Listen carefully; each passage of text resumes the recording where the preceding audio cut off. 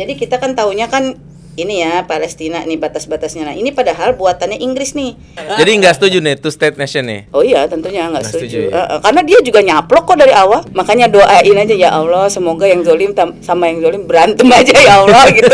Biarin. Hidangan ilmu bergizi dan berisi. Selamat datang Kak Tere. Assalamualaikum Kak Tere. Iya, waalaikumsalam. Kalau dikasih salam harus jawab salam soalnya kan. Iya. Ini sosok inspirasi luar biasa hari ini kita di bulan Muharram ya. Alhamdulillah kedatangan Kak Tere. Kak Tere ini terkenal dengan inspirasi hijrahnya nih Kak.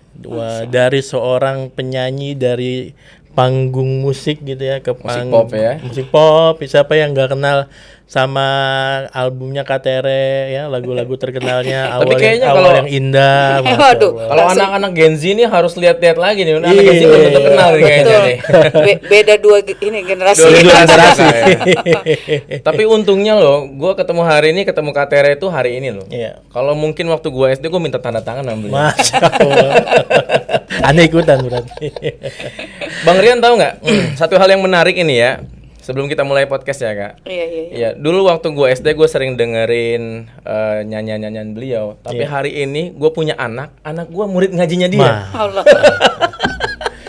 Itulah. Nah, ini nih yang sangat menarik Iya. dan menjadi inspirasi teman-teman netizen juga nih. Iya, Karena benar. kalau saya lihat, saya riset Bang di YouTube itu pas cari lagunya, itu malah bukan ngobrolin lagunya. Apaan yang dia berdua? Malah ngobrolin Kak Tere hari ini jadi guru ngaji. Subhanallah Masya gitu ya. Allah.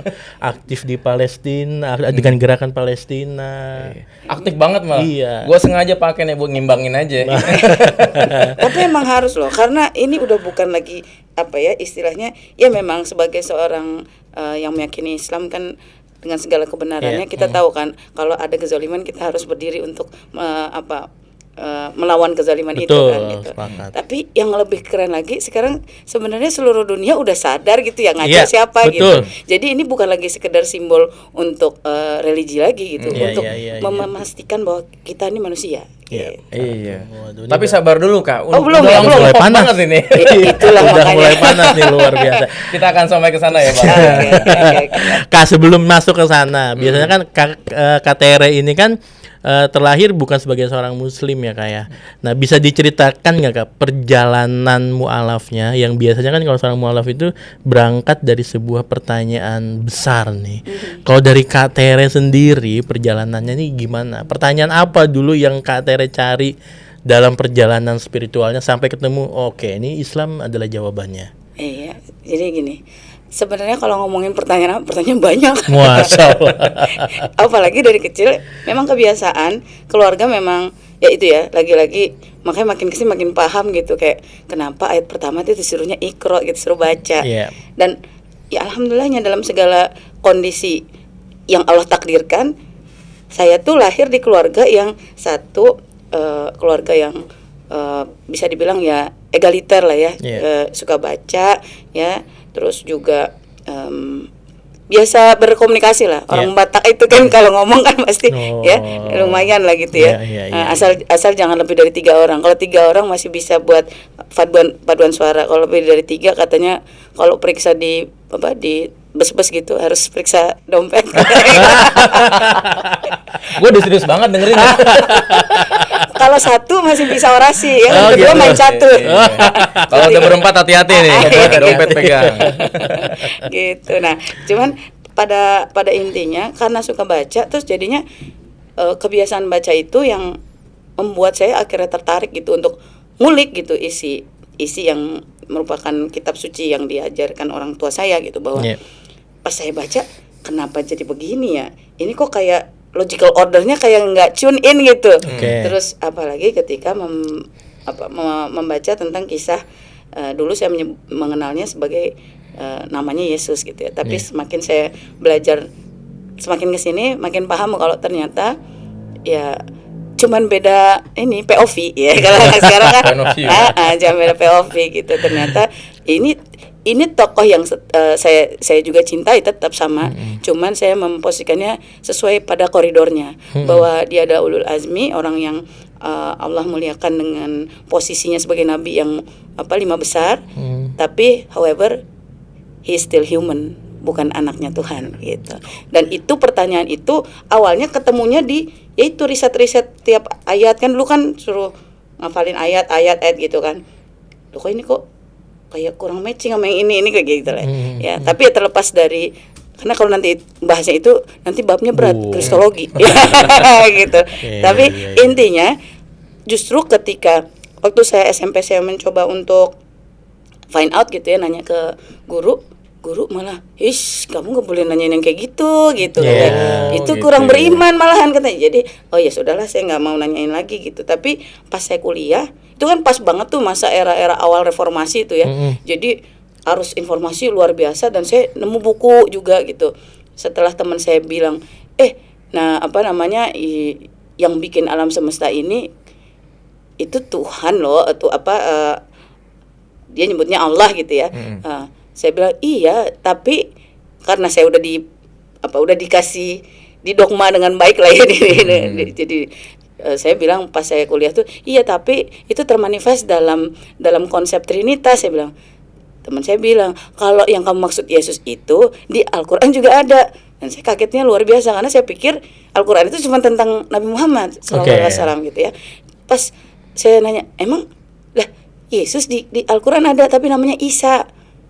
Saya tambah bingung kan, yang bener aja. Udah deh, daripada nanti kita kan agak-agak sensitif nih ya topik sara ya kan. Sebagai mahasiswa, udahlah do your research kata teman saya. Ya udah, saya riset tuh. Saya nyari buku ya salah satu nama lah ya, kita nggak sebut namanya. Tapi yang jelas saya ketemu bukunya Ahmad Didat, The Choice, terus ketemu bukunya Maurice Bucaille ya, yang Al-Quran Bible Science. Terus saya akhirnya terpicu untuk saya lakukan komparasi gitu. Saya riset tentang, tapi hanya subjek tentang Jesus ya, atau aka Nabi Isa alaihissalam. Terus saya riset, terus ternyata loh kok ini kisahnya similar, cuman beda POV tadi itu. Sampai akhirnya saya ketemu lagi-lagi ya, emang Al-Quran itu kata kuncinya sih. Saya ketemu data yang menjelaskan bahwa Nabi Isa alaihissalam itu bukan disalib, tapi seorang yang lain yang diserupakan. Itu surat An-Nisa 157, 158, dan puncaknya di surat An-Nisa 171 yang kayak Allah lagi ngasih DM gitu ya, direct message ya kan, ya ahlul kitab kan gitu kan ya. Janganlah kamu berlebihan, Nabi Isa itu putra Maryam itu hanyalah seorang rasul, dan jangan katakan Tuhan itu 3. Langsung jadi ayat titik turning point-nya di situ tuh ya. Betul Bang. Jadi kayak ya ampun. Itu berapa lama tuh Kak proses mulai dari bertanya-tanya, dilarang sama guru, sampai akhirnya ada dapat pertanyaan, itu berapa tahun kalau boleh tahu? Kan waktu yang ditanya ke guru tuh waktu SMP. Cuman karena disuruh tutup buku yang aneh-aneh gitu, maksudnya jangan tutup, jangan pertanyaan yang aneh-aneh, udah pokoknya fokus aja sama ajaran. Tuh akhirnya sampai kuliah itu benar-benar masih ya udah deh ya gitu, daripada tadi bilang saya berdosa gitu. Nah, tapi pas kuliah akhirnya kayak pertanyaan lama tuh ngerimain lagi gitu, kayak nge-refresh lagi. Ini kan udah pernah kita tanyain waktu muncul lagi gitu. Dan akhirnya ada di masa itu, mungkin setelah saya ngeriset dari buku sampai akhirnya ketemu Al-Quran dan saya baca Al-Qurannya, itu mungkin sekitar 1 tahunan. Setahun. Sorry Kak, itu langsung Islam atau Enggak. muter-muter dulu ke agama yang lain nih, nyoba-nyoba riset Nyari juga ya, cocok gitu. mana gitu Apa kan? langsung tadi apple to apple-nya Bible dengan Quran? Langsung Bible dengan Dengan Quran. Quran. Karena dulu mikirnya Jew itu ya, Judaism itu adalah agamanya kaum Farisi gitu ya kalau bahasanya. Jadi orang-orang yang nggak mau dibilangin mana yang benar gitu. Jadi ternyata kan ada yang lebih baru gitu, yang maksudnya yang lebih update, dan yang di situ di surat Al-Hijr juga Allah bilang kan bahwa ini udah Allah sealed, ibaratnya udah digaransi nggak akan berubah lagi gitu. Jadi kayak baru dapat yang edisi update gitu ya. Nah, jadi kayak yang aduh, tapi gimana ya, pertanyaan pertama yang keluar tuh, aduh mama gimana ya kalau ada pembahasan ini gitu. Dan yang kedua yang agak pilu sebenarnya Bang, ketika lagi ngebahas itu, terus lagi di dalam dunia nyata, itu kan lagi banyak bom di gereja gitu ya. Jadi yang tahun segitu ya, iya, benar-benar ya. Jadi kayak ini apa-apaan sih? Ini kitabnya kayaknya lebih make sense gitu ya. tapi kenapa orangnya begitu ya gitu. Jadi Ada oke. kontradiktif nih ya. Kontradiktif. Pemeluknya sama agama. Betul. betul, dulu sering bercandanya gini, kenapa kok nggak ada piano di dalam masjid? Karena sendal jepit pun hilang gitu. Jadi sedih ya, tapi emang ya gimana ya, ya kan? Iya. Jadi akhirnya agnostik.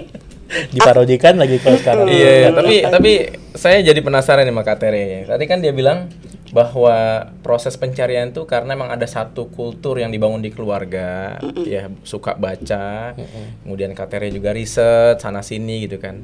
Apakah Kak Tere secara implisit juga mau nyampein ke yang lain kalau ya teman-teman Kak Tere itu yang non muslim melakukan hal yang sama juga akan punya probabilitas menemukan jalan yang sama? Iya, saya sih yakin gitu. Cuman kan lagi-lagi ya bagian terbuka atau tidaknya itu kan itu prerogatif Allah gitu ya. Iya. Cuman kan part kita adalah do your research ya kan, do your ikhtiar gitu. Your effort apa gitu. Nggak mungkin kan cuman bengong-bengong aja gitu. Cari tahu dong gitu. Kan kita dikasih mata, dikasih telinga gitu, dikasih hati itu untuk memproses semua Betul. yang ada gitu. Dan yang menarik ini sebenarnya, langsung agak loncat nggak apa-apa ya. Gak apa-apa. Boleh. 400% warga Eropa sejak Tufanul Aqsa masuk Islam. Itu equals to 3 juta penduduk. Ya, dan paling besar tuh di Inggris ya, Iya. Kak ya. Gitu. Gitu. Kak, tapi waktu sampai mutusin, saya selalu penasaran sama seorang mualaf itu ya. Ketika dia sampai mutusin, oke, gue choice Islam hari ini. Terus gue ngomong sama keluarga nih gimana ya kira-kira ya.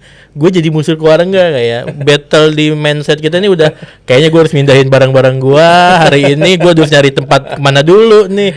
Apalagi dengan seorang Kak Tere yang pada saat itu kan secara karir bermusiknya pada saat itu kan sedang berkarir ya Kak Tere ya. Lagi terkenalnya gitu kan. Apakah jadi isu apa enggak nih akan mempengaruhi karir gua sebagai seorang pemusik? Jadi gini, waktu akhirnya sebelum akhirnya memantapkan diri untuk minta temen yang kemarin ngasih tahu Yesus itu Nabi Isa, ya. Jadi saya dibantu sama teman saya ini. Fulana ini sebenarnya udah ngingetin dari awal. Pokoknya kalau lo sampai tertarik bukan karena gue ya katanya. Gitu. Saking takutnya. Iya, ntar kalau ada apa-apa kan mak gue berantem sama malu gitu. Iya orang sampai dia minta gini. Apa buktinya kalau kamu memang riset? Saya tulis tuh nih baca nih hasil riset saya. Iya ding, dia nyari tahu sendiri Nyari kata tahu dia sendiri, gitu. ya. Jadi ya udahlah akhirnya sebelum itu tapi memang saya dapat kode keras. Ya. Jadi ketika saya lagi agnostiknya gitu. Jadi kayak udahlah kebanyakan agama juga buatan manusia gitu ya. Jadi sudahlah kan Tuhan Maha tahu. Udahlah saya pokoknya percaya ada the greatest power ya yang selalu mengurus seluruh alam semesta dan saya pasti akan kembali ke dia. Oke. Tapi caranya ya suka-suka saya. Sampai itu ke fase agnostik seperti itu iya, ya. Kak? sempat begitu. Sampai akhirnya di suatu ketika saya dikasih kode keras. Kode kerasnya itu pas saya tidur tiba-tiba saya ngerasa kayak pindah dimensinya tuh jadi kayak kenapa kok makin gelap, terus saya makin tempatnya kayak makin kecil gitu ya, sumpek, terus kayak saya kayak lagi Himpit. dihimpit gitu, terus tiba-tiba ada cahaya makin terang dan nanya ke saya. Suara gitu bentuknya. Jadi kayak saya nggak tahu dia ini cahaya ini ngomong apa gitu, tapi saya kayak ada interpreternya gitu, ada subtitlenya gitu Bang. Jadi kayak siapa Tuhanmu gitu. Saya antara nafas saya udah mau habis gitu, kayak mau mati gitu rasanya ya. Saya kebangun gitu. Terus saya langsung keringat dingin sampai nangis yang ini nggak mungkin nih ini kalau sampai ditanya siapa Tuhanmu berarti kan sebuah konfirmasi. Kamu udah tahu kalau itu yang namanya Jesus itu secara data fakta emang bukan Tuhannya manusia gitu kan. Ketika ditanya siapa Tuhanmu itu kan berarti kan sebuah emphasizing gitu ya, penegasan gitu bahwa kamu tahu nggak siapa Tuhanmu gitu, ya kan? Dan akhirnya ini nggak bisa enggak nih, udah dikasih kode keras gitu kan. Itu ketemu teman yang ternyata dia tuh pada saat itu lagi aktif jadi remaja masjid di Masjid Raya Pondok Indah. Akhirnya yaudah saya bantuin deh ya gitu. Tapi jangan gara-gara gue ya, kata dia. Iya gitu kan. Akhirnya udah tuh diproses pas banget pas saya ulang tahun waktu itu. Jadi 2 September 2000 saya alhamdulillah syahadat di Masjid Raya Pondok Indah, dan abis itu ya disitulah journey berikutnya. Karena saya waktu itu cuman ngabarin ke bapak saya Jadi kenapa cuman ke bapak nggak ke mama? Karena mama sama bapak waktu itu split kan. Dan saya baru tahu kalau ternyata bapak saya itu muslim duluan Oh, dari iya. saya gitu. Jadi gitu. jadi saya akhirnya ngasih tahu saya juga mau masuk Islam Pak. Untuk tertarik gitu karena buku-buku dia juga banyak banget gitu. Dari dulu memang kalau bapak saya lebih ekstrem lagi, semua kitab suci agama ada di perpustakaannya. Jadi proses pencarian itu juga terjadi ternyata. Gitu. Gitu. Dan Kak Tere baru tahu bapaknya muslim tuh setelah syahadah. Ya, Sebelum. pas saya mau akan. jadi karena gitu ya. kakak saya ada yang nikah sama seorang muslim, tapi kakak saya qadarullah belum mempraktikkan keislaman sampai saat ini gitu. Jadi pas saya bilang ke kakak ipar saya mau syahadat nih. Loh, kamu mesti ngomong sama bapak kamu. Hah? Bapak kan gitu kan. Iya, bapak kamu tuh udah muslim. Hah? Kata gitu lagi kan. Ya udah gitu.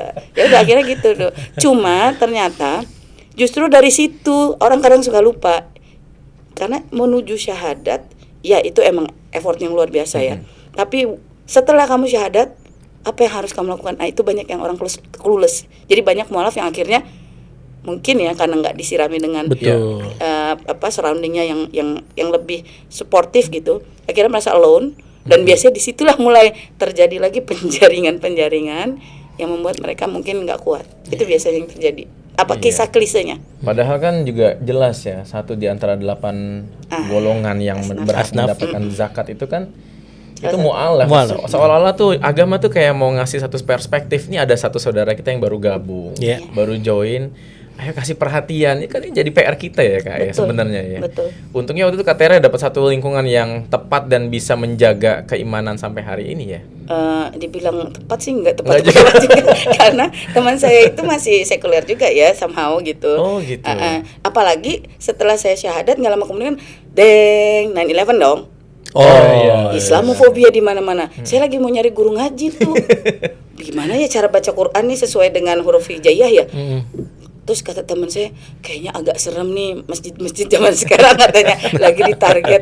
Udahlah, pokoknya Islam tuh mudah katanya. Yang penting kamu belajar sholat. Udah belajar sholat, ya udah nih ada bukunya kan diikutin gitu. Nah, terus nanti ini bentar lagi bulan Ramadan belajar puasa yang ininya dulu yang wajib. Terus nanti kamu kalau udah punya penghasilan, ya kan kamu kan lagi itu saya pas lagi zaman rekaman belum rilis album tapi udah rekaman gitu kan. Terus ya udah ntar kalau album laku lah bayar tuh zakat mallnya ya oke. Terus apa lagi ya itu terus kalau hajinya atau umrohnya ya bila mampu gampang kan katanya. Iya gampang, oke sip ya udahlah. Akhirnya clueless 17 tahun nggak bisa ngaji.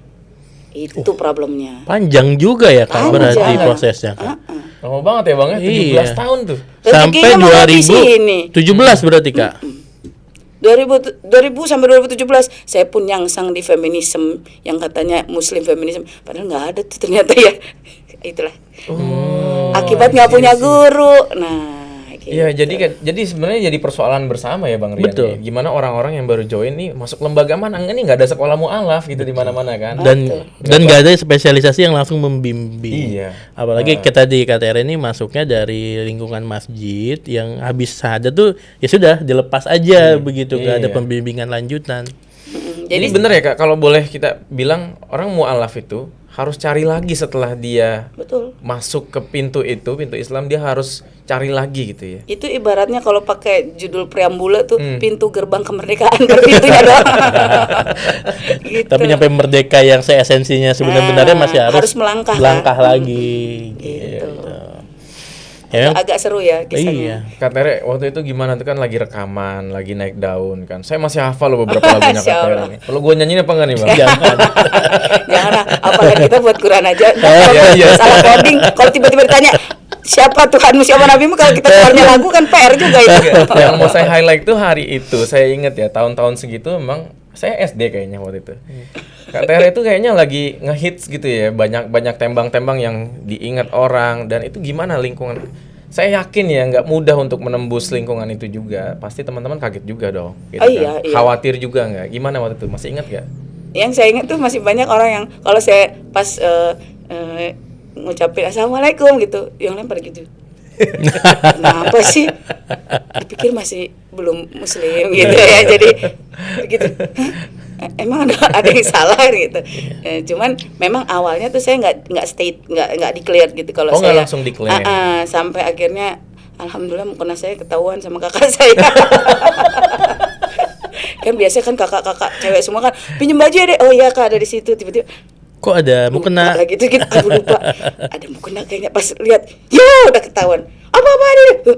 Ya udah, nah akhirnya ya merasakan lah episode yang terpaksa harus keluar rumah dulu gitu ya, Masya sampai Allah. akhirnya keluarga akhirnya lebih bisa nerima gitu. Untungnya alhamdulillah waktu itu udah secara ekonomi cukup mulai financial inilah ya, ada financial freedom karena udah punya penghasilan sendiri gitu. Jadi ngerasain lah tuh ngekos sendiri gitu.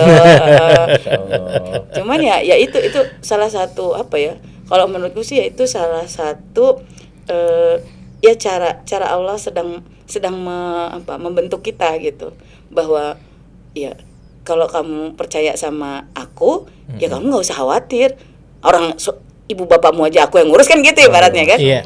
Kenapa kamu sibuk ngurusin ibu bapakmu gitu. Iya. Nah, itu sih. Ini saya yakin lagi didengerin juga sama orang-orang yang mungkin lagi nyari pencarian juga ya katanya. Pokoknya nggak usah khawatir sih.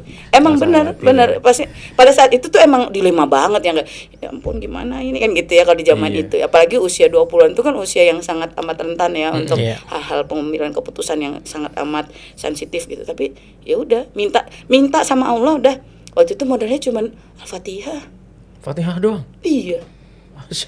Terus pas udah mulai stable baru nambah 3 doang, dapat sama Allah dikasihnya baru 3 surat. Al-Ikhlas. Iya. Gua tebak ya. Al-Falaq. Gua tebak. Sama Anas. Udah. Tapi katanya masih ingat gak? Saya penasaran. Buat orang-orang yang mungkin baru join di saat itu ya. Momen pertama kali sholat itu yang dirasain apa? Kan belum paham kan bacaannya juga, mungkin belum hafal seadanya gitu kan. Iya, tapi Sensasinya apa yang waktu itu dirasain? Pertama kali sholat. jadi justru yang benar-benar kerasa banget. Belajar sholat udah sebelum syahadat, tapi pas syahadat itu ngerasain sensasi kayak disetrum. Disetrum sih. Pas nyebut kalimat tauhid itu, asyhadu alla ilaha illallah, itu kayak kesetrum dari gitu kayak, terus ya udah tiba-tiba nangis aja gitu, nangis kayak yang ya mungkin itu yang disibugah kali ya, disibugah sama Allah bahwa dengan kalimat tauhid kamu kembali menjadi hambaku gitu, bukan hamba yang lain-lain gitu. Dan itu membuat saya yakin gitu bahwa ya udah sih ada Allah gitu. Walaupun belum punya ilmu yang lain-lain ya, cuman ilmu tauhidnya itu ya udah sih ada Allah kok, kenapa sih repot amat gitu.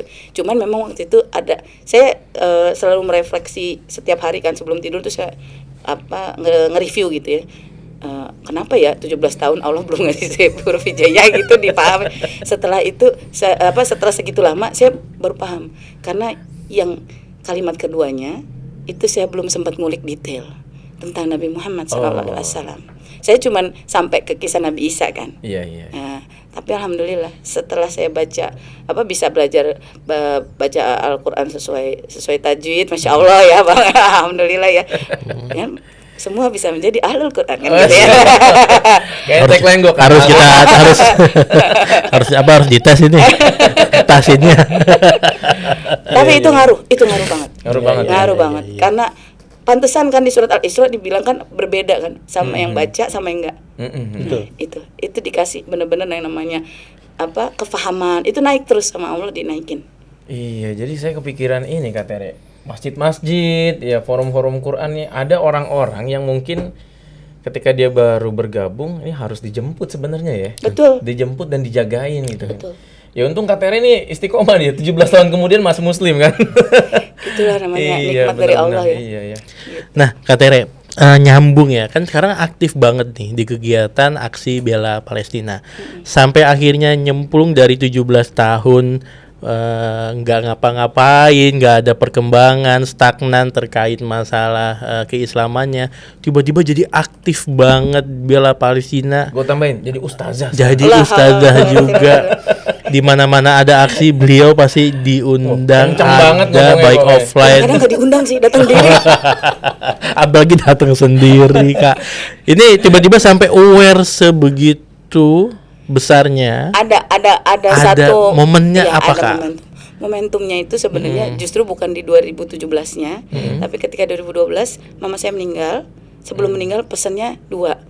1, nah kan lagi waktu itu pas lagi di parlemen lagi ya. Jadi nah kamu berjuangnya kayaknya bisa di mana aja deh, nggak mesti di situ, kata mama. Tahu kayaknya seorang ibu kan ngelihat kayaknya itu auranya nggak asik Insting gitu ya. Insting seorang Iya, ibu. Kayaknya gedung hijau terlalu memusingkan gitu. Terus yang kedua ini yang agak bikin nampar banget buat saya. Terus jadi muslimah yang benar ya nak.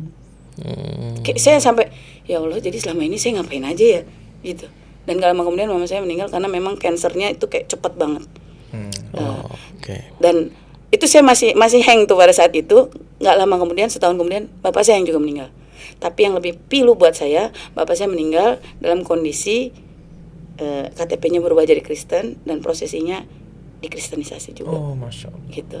Jadi saya nggak tahu apa yang terjadi detailnya karena saya nggak mau menarik itu ke masalah keluarga. Cuman poinnya adalah lagi-lagi ending itu Allah yang tetapkan, tapi kita punya opsi untuk berjuang. Sebagaimana kemarin juga ada salah satu guru kita ya, Ustadz Yahya Waloni, itu kan endingnya bagus apa banget ya, ya, beautiful banget gitu ya. Iya. Lagi udah bulan haram, harinya juga Sayyidun Ayat. Dalam keadaan yang baik. Nah, itu Masya Allah. di tempatnya lagi di mimbar, Allahu Akbar. Kalau bisa request kan kita pengennya kayak gitu ya.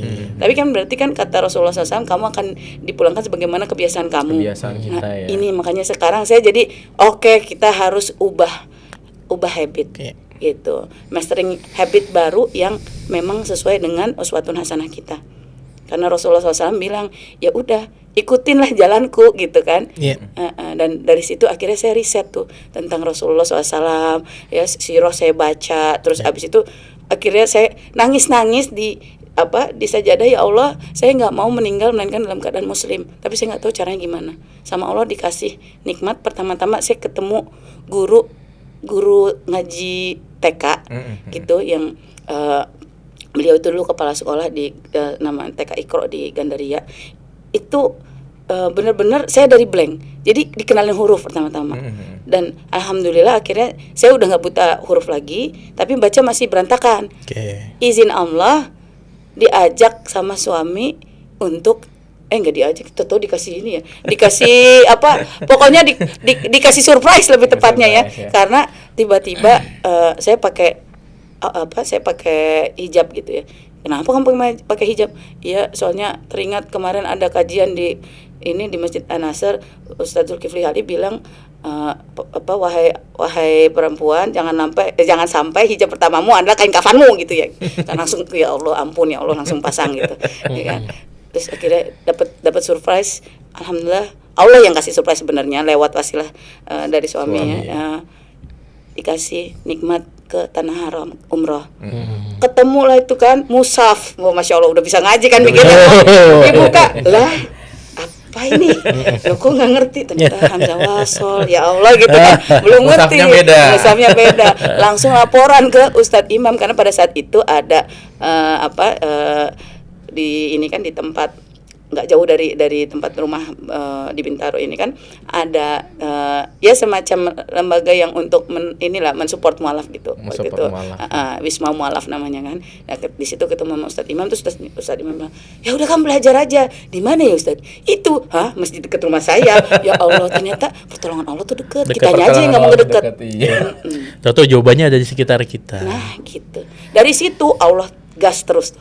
Allah yang kasih boosternya terus sampai akhirnya Allah tanamkan kecintaan terhadap Baitul Maqdis. Iya. Jadi stimulannya itu sebenarnya pesan terakhir dari Bunda. Dan itu terus membekas gitu kan. Apalagi momen by momen terus terjadi nih. Betul. Ya, apalagi sekarang lagi memanas lagi nih Kak ini. Masya Allah ya. Jadi memang kode-kode keras itu ada gitu. Kan itu kan ayat-ayat Al-Quran itu nggak melulu yang ada di Quran kan, tapi bagaimana kita memahami pesan-pesan yang implisit dari Allah gitu ya. Sebagaimana Nabi Ibrahim aja kan ngasih gambaran tuh ya, lihat bintang, oh ternyata bintang kalau ini kalah sama bulan ya kan, bulan kalah sama matahari. Itu kan sebenarnya kan contoh ya gitu, bagaimana harusnya kita melihat alam semesta ini dengan memahami bahwa itu semua adalah kekuasaan Allah gitu. Dan kalau kita belajar makin dalam gitu, itu makin ngerasa loh semua ini interconnected gitu. Kan kiblatnya Rasulullah SAW sebelum pindah ke Ka'bah kan ke Masjidil Aqsa. Betul. Iya, Gitu. Nggak mungkin lah kita melupakan tugas besar ini gitu. Apalagi Rasulullah sebelum pulang itu ngasih tugas sama umatnya gitu ya, lewat Usama bin Zaid ya, lewat ekspedisi Tabuk tadi ya, perang Tabuk itu, untuk membuka jalur untuk membebaskan Al-Aqsa. Sampai sekarang belum bebas nih, kemarin aja ketutup 6 hari itu.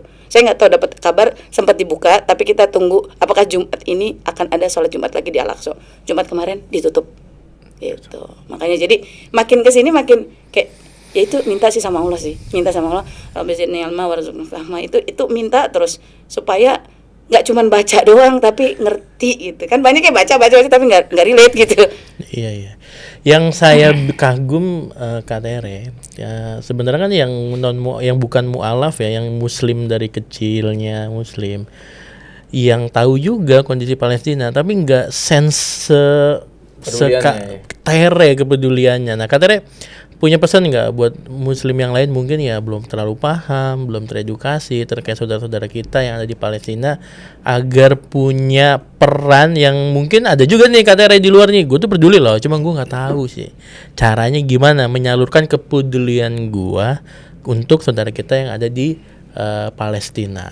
Iya, jadi sebenarnya kalau dari hadisnya Rasulullah SAW itu jelas, kita ini ibarat satu tubuh, umatnya Nabi Muhammad SAW itu satu tubuh ya. Jadi kalau satu bagian tubuh sakit, nggak mungkin yang lain itu kayak nggak ada apa-apa, nggak mungkin. Pasti ikutan demam minimal gitu. Dan saat ini bagian tubuh yang sakit itu adalah bagian paling penting. Kenapa? Karena Rasulullah SAW juga pernah menyatakan dalam hadisnya, akan selalu ada sekelompok umatku yang dia akan stay dalam kebenaran gitu ya, dan walaupun kaum kufar melakukan makar apapun dia akan tetap seperti itu. Sampai para sahabat bertanya, itu di mana ya Rasulullah? Itu di Baitul Maqdis dan tepi-tepinya ya. Jadi Baitul Maqdis itu pusatnya adalah di Al-Aqsa, tepi-tepinya berarti termasuk wilayah Syam gitu ya, di mana Palestina adalah garda terdepan yang mewakili kita, fardu kifayah jagain Masjidil Aqsa. Dan saat ini satu lagi hadisnya, sebaik-baik jihad adalah ribat, sebaik-baik ribat adalah di Asqalan. Asqalan itu wilayah yang sebenarnya satu area sama Gaza, cuman kota Asqalannya itu udah diambil Zionis jadi Askelon namanya sekarang. Nah berarti kan dengan itu baru 3 ya, karena ada 40 hadis keutamaan Masjidil Aqsa yang sebaiknya kita pahami, kita pelajari supaya kita paham bahwa ternyata ini tuh sepenting itu loh, gitu. Betul. Karena ini mengandung nilai untuk akidah kita. Nggak mungkin kita ngaku Muslim, tapi kita nggak peduli tentang Al-Aqsa, kita nggak peduli tentang Palestina, nggak peduli terjadinya genosida yang masih terus nih per detik ini di Gaza. Kita nggak mungkin bilang kita Muslim, tapi kita cuek sama itu semua. Karena mereka yang ada di depan itu, satu ahlul Quran, ya kan? Kedua ahlul ribat ya, yang jaga yang pakai badannya sendiri untuk jagain Al-Aqsa gitu. Dan mereka itu udah bilang, kalau ada apa-apa ya Allah kami ridho, tapi kami nggak ridho nih orang muslim yang ngakunya muslim diam-diam aja, padahal setiap hari ngelihat kan pembantaian itu di gadget-gadget mereka. Sampai ada yang bilang, ibu-ibu, ya Rasulullah tolong tahan syafaatmu untuk orang-orang yang ngakunya muslim tapi nggak mau peduli sama kita.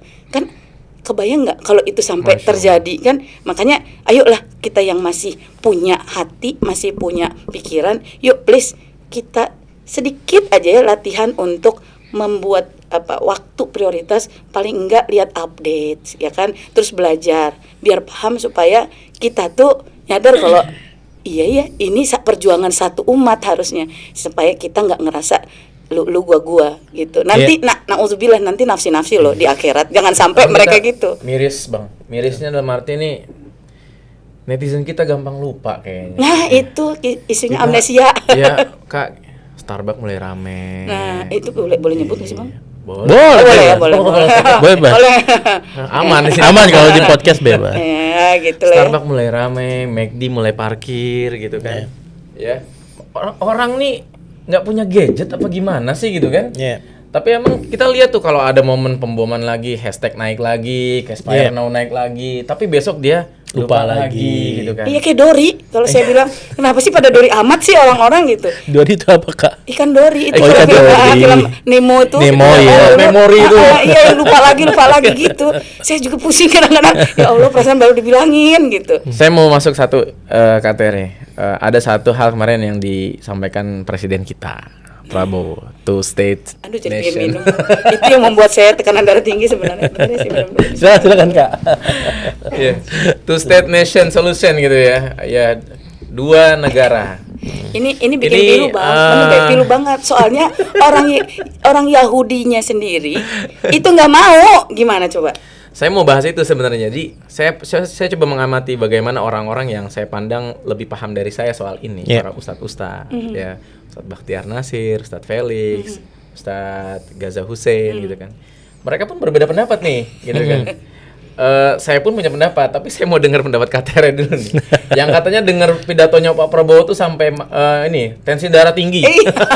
Langsung sampai anak-anak Uma ini ya izin ya minta doanya, Uma nggak bisa ngajar gitu, sampai nggak bisa bangun. Gimana Jadi, Kak? Setuju atau enggak nih subhanallah. two state nation? Jadi gini, two Two state state solution nation. ini sebenarnya hadir sebagai sebuah alternatif solusi yang didesain oleh Inggris pada saat itu, yang membidani mandat Britannica itu kan wilayah. Nah itu boleh dipinjam ya bang. Nah boleh. ini biar pada paham juga ini. Ke kamera Kak, biar Iya, kelihatan. set, iya. Jadi kita kan taunya kan ini ya Palestina nih batas-batasnya. Nah ini padahal buatannya Inggris nih. Yang ini adalah hasil riset tentang batas-batas Baitul Maqdis, sebagaimana di Al-Maidah ayat 21 kan dibilang kan ada batas-batasnya. Kayak ke ini aja ke Masjidil Haram juga ada batas-batas kan. Nah ini yang sesuai dengan hadis. Nah pada saat ini ditetapkan oleh Inggris itu melakukan serangkaian apa bahasanya ya, perjanjian rahasia. Nah, perjanjian rahasianya itu satu ke orang-orang Arab yang pada saat itu mau melakukan pemberontakan ya sebelum wilayah Utsmaninya itu hancur karena Perang Dunia Pertama. Terus satu lagi dia bikin perjanjian dengan Perancis namanya Sykes-Picot itu tahun 1916 setelah menang Perang Dunia I, dan perjanjian yang ketiga itu deklarasi Balfour yang dilakukan dengan orang-orang Yahudi Zionis ya, ini Yahudi yang Zionis ya, Rothschild waktu itu yang tanda tangan sebagai bentuk persetujuan mereka bahwa orang-orang Zionis akan masuk dari sini dari utara untuk memenuhi wilayah yang menurut mereka ini adalah dijanjikan untuk Zionis gitu, dengan kondisi orang-orang yang ada di dalam sini tadinya itu orang Muslim, orang Kristen, orang Yahudi itu damai aja nih di bawah pemimpinan Utsmaniyah pada saat itu. Tapi kan Utsmaniyahnya udah kalah dan diambil sama Inggris. Maka orang-orang yang dari utara yang Zionis Yahudi itu masuk dan bikin chaos. Mereka ngambilin tanah-tanah orang-orang asli gitu ya, dan bikin rumor. Jadi kayak mungkin kalau tahu kisah Poso. Nah, Poso kan kayak gitu tuh ya. Tadinya Muslim, Kristen itu berdampingan sampai akhirnya ada ada agen sebenarnya. Pembisik. Itu yang membuat orang jadi parno. Akhirnya berantem satu sama lain, sementara mereka sendiri masuk dengan jumlah yang makin besar dan akhirnya melakukan puncaknya itu peristiwa Deir Yassin ya, pembantaian, dan tambahannya adalah Nakbah kalau pada ngeh. Nakbah tuh 1948 lebih dari 500 desa Muslim, Kristen, Yahudi dibabat semuanya. Ada filmnya kalau pengen lihat real dokumentasi realnya, filmnya namanya Tantura, silakan cek. Terus abis itu mereka claiming ini adalah negara Israel. Nah sebelum itu terjadi, Nakbah terjadi pas masih Deir Yassin, itu sebenarnya Inggris sudah datang dengan ajuan, udahlah kalian bagi dua aja, 55% buat Israel, terus sisanya buat Palestina. Kata Israel, enggak, kita mau semua, kan dijanjinya semua. Orang Palestina, lah orang ini punya kita. Iya dong. Lo namanya juga pendatang, kita kasihan lihat kamu Perang Dunia Kedua pada kudisan terus pengen masuk ke sini, ya udahlah gitu kan. Ternyata mereka kurang ajar. Nah, alhasil kalau lihat petanya sekarang tinggal Gaza seuprit, Gaza pun udah hancur, habis lah ya. Terus ada yang sedikit di tepi barat begini bentuknya, yang ada ada Masjidil Aqsa. Tepi barat ini juga sampai saat ini sedang digazakan, tapi in silent karena nggak ada yang boleh masuk. Kalau kemarin sempat ada beritanya sebentar, delegasi dari sejumlah negara Arab dan Eropa mau masuk ke West Bank, ditembakin sama Zionis. Jadi sebenarnya ya gimana sih, masa iya mau percaya two state solution, orang ini aja udah pada mau mati semua orang-orang gara-gara ditembakin sama Zionis, kan nggak make sense dong. Oke, boleh lah misalnya kalau bilang tapi Israelnya gimana, ya udah bagi dua aja sama Amerika sih, orang dia yang bantuin, ya nggak, ngapain kesini baginya, logikanya aja, ya nggak. Saya juga pengen ngomong gitu tuh, kalau ada Netanyahu di sini saya mau bilang begitu. Saya takut dong ngomong. Kalau saya sih kayaknya nggak langsung ngomong sih, Bang. saya merasa yang takut. Iya, udah bagi dua sana sama Amerika gitu kan, repot amat gitu. Kalau saya sih ya ini palingan langsung nggak pakai ngomong, langsung dieksekusi aja. Mumpung ada di depan saya. Kalau Jadi saya nggak setuju nih two state nation nih. Oh iya, tentunya nggak setuju. ya? Karena dia juga nyaplok kok dari awal. Nyaplok dari awal, benar. Jadi kan kita kan jelas posisi kita juga di Indonesia adalah negara yang tidak mengakui penjajahan. Masa kita mengakui orang yang menjajah saudara kita? Yang benar aja, rugi Terlalu dong. menyakiti hati. Nah Betul. itu makanya. Jadi udahlah, jangan mungkin kalau misalnya ada kayak beberapa guru yang punya pandangan lain. Tapi kalau saya sendiri ini juga hasil riset saya. Jadi dari sejumlah profesor-profesor yang saya ikuti, baik profesor Muslim, profesor Yahudi, itu 3 profesor, Norman Finkelstein, Avi Shlaim, dan satu lagi itu siapa namanya? Saya sampai lupa tiba-tiba. Miko Pellet. Itu 3-tiganya Yahudi padahal bilang enggak, there is no country name Israel. Ini punya Palestina. Mereka aja tahu. Masa kita begitu? Ya enggak? Nah, makanya penting lagi baca. Nah, gitu. Masya Allah. Nah kalau pendapat yang berbeda tadi gimana Bang? Dari beberapa ustadz yang ada di Iya, Indonesia. ada seperti misalkan kalau saya tidak salah ya, saya mengutip pendapat Ustadz Hussein Gaza tuh. Emangnya kalaupun dibikin dua negara itu, ya nantinya keuntungan buat Palestina tuh dia akan punya bandara gitu kan, dia akan punya angkatan militer yang mana Israel pun nggak bakal mau gitu kan. Mana mau mereka ini aja sekarang mau dihabisin kan. Kalau misalkan tuh diakui, maka seluruh bantuan bisa masuk, seluruh akses bisa masuk, dia akan memperkuat bala tentaranya gitu kan. Israel mana mau gitu kan. Nah, gitu sih. Jadi sebenarnya itu sesuatu yang fiktif juga Fiktif gitu. sebenarnya. Betul, fiktif. Jadi seolah-olah ya coba aja emang Israelnya mau, Israelnya juga nggak mau. Iya, gitu kan. Israelnya nggak mau. Orang Nggak bakal Netanyahu jelas-jelas kok. Malah tahu nggak agendanya yang paling harusnya diketahui umat Muslim? Dia ngincer Makkah, Madinah juga. Masya Allah. Karena punya agenda namanya Greater Israel. Kenapa? Makanya dia ngebom Lebanon, ngebom Suriah, dan sekarang lagi ngegangguin Iran. Karena dia ingin memperluas itu dari Sungai Nil ke Sungai Efrat, dan ujungnya ke yang paling selatan itu termasuk Makkah, Madinah. Mau semua tanah haram kita diambil sama mereka. Iya. Nah itu makanya pentingnya belajar. Kalau mau sih bilang pasti jawabannya nggak mau ya. Cuma belum sadar aja kita ya. Iya. Belum pada tahu gitu ya. Atau tahu tapi dikasih taunya susah gitu lah. Ya sekarang semua media tuh udah bicara. Kita tuh sekarang kita ada satu masa di mana tiap hari pembantaian itu ada di depan mata kita. Instagram, sosial media semuanya memberitakan itu gitu kan. Tapi kita ada di posisi kita nih bukan diplomat, kita bukan orang yang bisa kirim miliaran rupiah, tapi kita pengen menegaskan kembali Kak. Sebenarnya boleh Kak ditekankan lagi urgensi boykot itu seperti apa sih? Sepenting bisa ngenumbangin banyak perusahaan yang selama ini bantuin Zionis untuk modalin perang, dan perang ini maksudnya negara Lebanon apa segala macam itu, dan genosida di Palestina khususnya di Gaza dan tepi barat. Kenapa? Karena kita ini tanpa sadar ya kan cuman satu produk Apa-apa, aja. iya kan? Coba bayangin yang ngomong adalah 200 juta penduduk Indonesia. Itu kira-kira kali berapa tuh ya penghasilannya, ya kan? Itu tiap hari. Hitungin aja 2 tahun, makanya mereka nggak kelar-kelar nih, masih perang terus. Ditambah lagi kemarin sama seorang pengusaha yang hebat katanya di Indonesia, yuk kita suntikin aja dana tambahan. Disuntik lagi dana tambahan tuh. Sampai si kicik-kicik fried chicken itu ya kan akhirnya Saya wakilin Kak KFC. Kicik-kicik. Emang kalau paling keren tuh ya itu ya lugas apa adanya ya. Iya gitu maksudnya kan jelas banget gitu loh. Ini yang Kita capek-capek boykot, dia ngasih duit, coba bayangin. makanya doain aja ya Allah, semoga yang zolim sama yang zolim berantem aja ya Allah gitu. Biarin kita yang muslim diselamatkan dah gitu aja deh. Tapi kita juga jangan sampai merasa capek kali ya Bang. Ingetin tuh yo teman-teman yang muslim bahwa emang kita nggak ngasih miliaran. Kita tuh bukan diplomat, bukan bagian dari pemerintahan yang bisa secara langsung kasih bantuan atau apapun itu, tapi dalam setiap tindakan belanja kita, Betul. ya kan, jempol-jempol kita ini adalah peluru-peluru nih yang terus mengingatkan orang-orang bahwa it's still happening. Iya, Ya, ini dan- masih terjadi gitu ya. Dan satu hal nih, kadang-kadang kita sendiri suka lucu deh.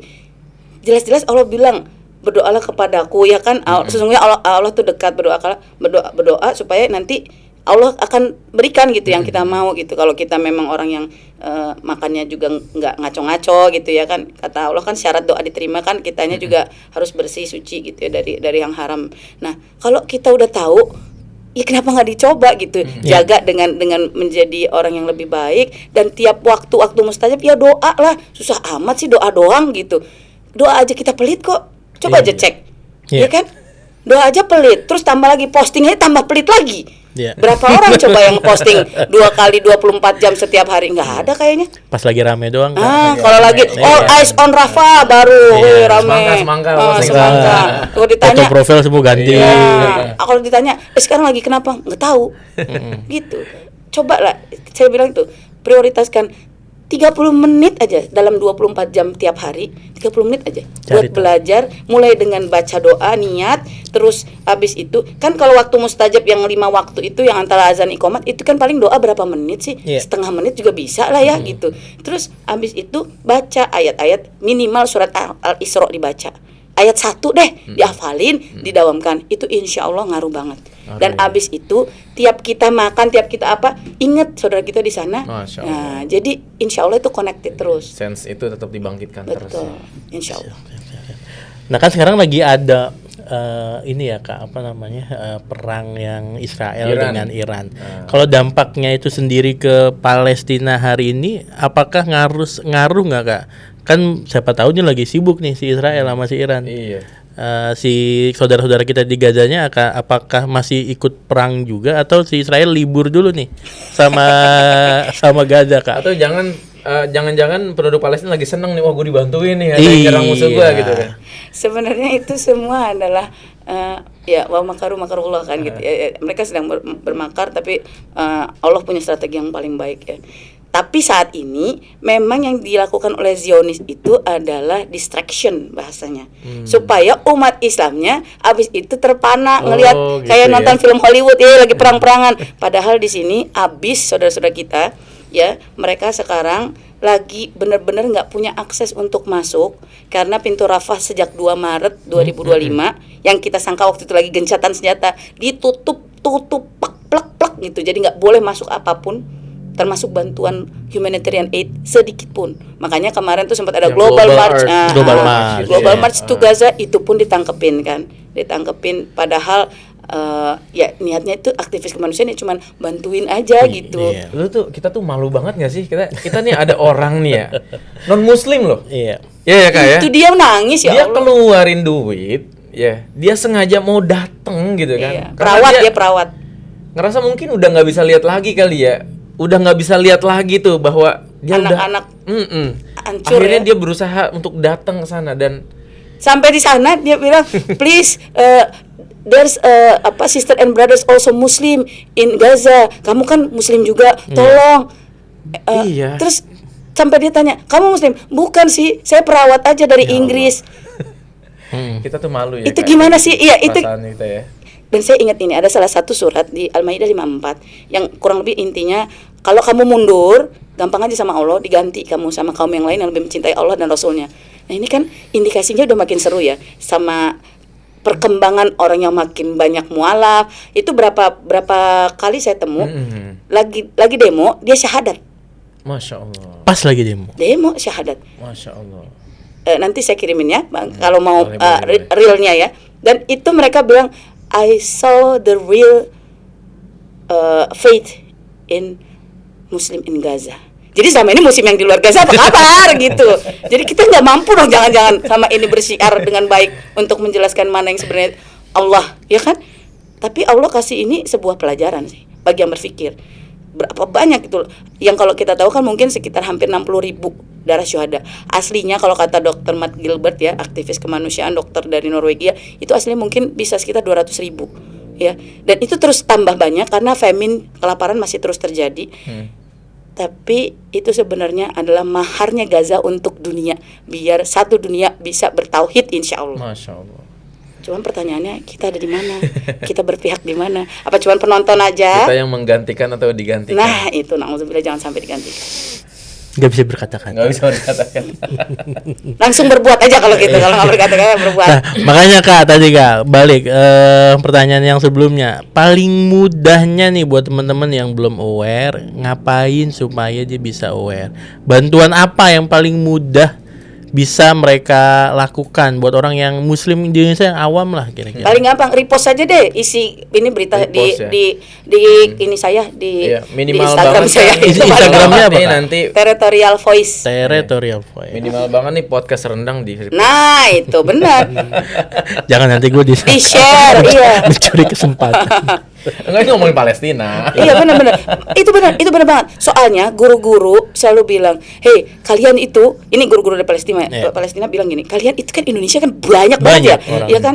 Dan kemarin aja Julid Fisabilillah itu Iya. memberikan banyak inspirasi bagi netizennya Turki, netizennya Malaysia, pokoknya netizen Gitu ya? negeri muslim yang lain untuk fight bareng gitu. Jadi sebenarnya kalian tuh punya power yang luar biasa dengan semua bonus demografi kalian. Coba pastikan tiap hari ada aja berita itu.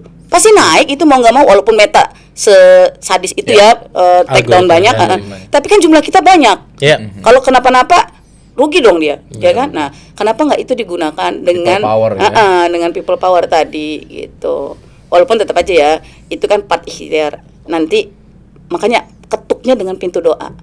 Sambil jaga tadi supaya diri kita itu layak dapat approval atas doa-doa kita gitu. Bang Rian, podcast kita hari ini mantep banget ya. Masya Allah. Ini mulai dari Bombardier. tema kita hari ini mulai dari panggung musik, ya kan, kemudian hijrah sampai ke bela Palestina. Memang beliau KTR ini kalau udah ngomongin Palestina, auranya tuh Masya Allah. rasanya tuh Aturan beda kemarin banget. Bang waktu sakit udah ajakin ngomong Palestina tuh langsung mau sehat lagi. Ya ngomongin jihad. Cuma kalau boleh saya punya satu hal apa ya bahasanya, statement kali ya. Saya tuh Bang Rian kadang-kadang punya perspektif, saya kadang-kadang punya perasaan iri ya buat teman-teman. Ini karena kita lagi ngomongin hijrah ya, Muharram gitu ya. Yang Allah berikan kesempatan punya banyak perspektif dalam perjalanan hidupnya. Ya, Kak Tere pernah di luar muslim, non muslim gitu ya, mencari sekarang jadi muslim, bahkan sekarang jadi ustazah anak saya La gitu haula kan. wala quwata illa billah. Mudah-mudahan sampai akhir hayat jadi ustazah Amin, gitu, amin. gitu kan. Karena gue sering nemuin gini Bang, banyak teman-teman gue yang mu'alaf lebih ustadz daripada orang-orang, lebih ustadz daripada orang-orang yang Udah muslim dulu. udah kan? muslim dari lahir gitu ya. Ya bukan berarti gue nggak merasa bersyukur gue dilahirkan Iya. dari muslim ya. Tapi apa sih Kak yang membuat orang-orang itu menemukan hidayahnya dan dia tuh bisa mempertahankan bahkan melesat karirnya itu, karir keislamannya itu dari orang-orang yang muslim sejak lahir gitu Iya. ya. Ini kalau mungkin ini bisa menjadi pertanyaan penutup mungkin ya Bang Rian ya. Nah, supaya kita nih pertama ya, saya jujur aja teman-teman muslim, saya ingin membangkitkan rasa malu kita terhadap orang-orang yang mungkin tidak dilahirkan sebagai seorang muslim. Gitu ya dikatakan. Masya Allah. Sebenarnya sih saya selalu terinspirasi sama kata fastabiqul khairat gitu kan. Berlomba-lombalah dalam kebaikan gitu. Kan oke lah teman-teman banyak yang Islam turunan. Saya Islam tanjakan gitu ya. Jadi baik yang turunan mau tanjakan sama-sama punya kans gitu ya. Walaupun kalau tanjakan kan harus giginya gitu ya. Harus di iniin terus gitu biar Effortnya bisa harus ngegas. lebih ini ya. Cuman turunan juga harus hati-hati. Jangan sampai tergelincir kan Betul. gitu. Makanya balik lagi semuanya harus berlomba-lomba bagaimana caranya biar ridho Allah itu kita dapatkan, dan dengan cara apa? Dengan terus ngikutin jejaknya Rasulullah SAW supaya dapat syafaatnya Rasulullah SAW. Itu sih. Jadi kalau kita lihatnya patronnya sama, kita ngefansnya sama sosok yang sama, insya Allah kita benar-benar lomba tuh. Seperti kisah lombanya para sahabat. Masya Itu kan ada tuh suatu masa ketika perang Tabuk ya, Umar bin Khattab datang ke Rasulullah SAW, sudah ku berikan 50% ya, setengah dari hartaku. untuk perjuangan di ini Iya. pembebasan Masjidil Aqsa ini. Terus tiba-tiba datang Abu Bakar Abu Bakar. Siddiq kan. Kata kalau kamu kata Rasulullah, sudah ku tinggalkan Allah dan Rasulullah untuk anak-anakku. Berarti semuanya kan gitu. Nah, itu yang harusnya kita kita bangun bareng-bareng Iya. gitu. Habit Jadi itu. fastabiqul khairat gitu Iya. ya. Jangan berlomba-lomba dalam hal korupsi Iya. ya kan? Nggak jadi ya ngomong Bang. gitu. Kita turunan lagi, Bang. Bisa nanti Gua kadang juga turun kok. kadang nanjak. Iya, kadang nanjak ya. Iya, intinya kalau yang turunan, yang Islam turunan hati-hati, jangan terlena gitu ya. Betul. Iya, luar biasa ya. Insyaallah ya. Kak Tere, satu pesan terakhir singkat aja buat saudara-saudara semuslim kita tentang Palestina. Ada lagi nggak kira-kira? Terakhir sederhana aja. Kita sudah tahu, melihat dengan mata kepala kita sendiri kezaliman yang dilakukan oleh Zionis. Palestina pasti akan dimenangkan. Al-Aqsa pasti akan Allah menangkan. Pertanyaannya kita ada di mana? Wallahi kita pasti akan ditanya. Siapkan hujah kita. Insyaallah. Baik, terima kasih Kak Tere. Nggak terasa sudah 1 jam Iya, kita. udah mulai lapar gitu. Iya. Misalnya rendang gitu kan, podcast rendang gitu lapar. Terima kasih Kak Tere. Mudah-mudahan apa yang disampaikan hari ini bisa jadi inspirasi buat teman-teman audiens podcast rendang. Terima kasih. Assalamualaikum warahmatullahi wabarakatuh. Waalaikumsalam warahmatullahi wabarakatuh.